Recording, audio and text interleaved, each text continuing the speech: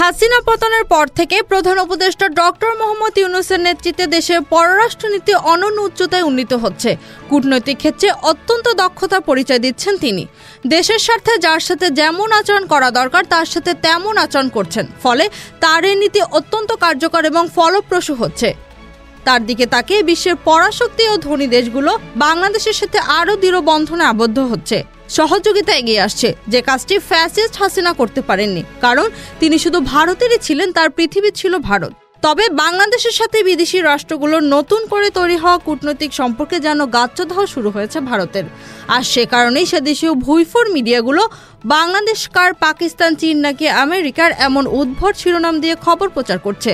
তারা আরও বলছে কোন দেশ থেকে কত টাকা নিয়ে বাংলাদেশকে বিলিয়ে দিচ্ছে ইউনূস। তাদের এমন খবরে এটা স্পষ্ট যে ভারতের দাদাগিরি থেকে বের হয়ে ডক্টর ইউনূস পররাষ্ট্র নীতির ক্ষেত্রে যে অসাধারণ দক্ষতার পরিচয় দিচ্ছেন তা কোনোভাবেই মেনে নিতে পারছে না সে দেশটি, যে কারণে সরকারের ভাবমূর্তি নষ্ট করতে এ ধরনের খবর প্রচারে মেতেছে তারা। Z news, Dhaka.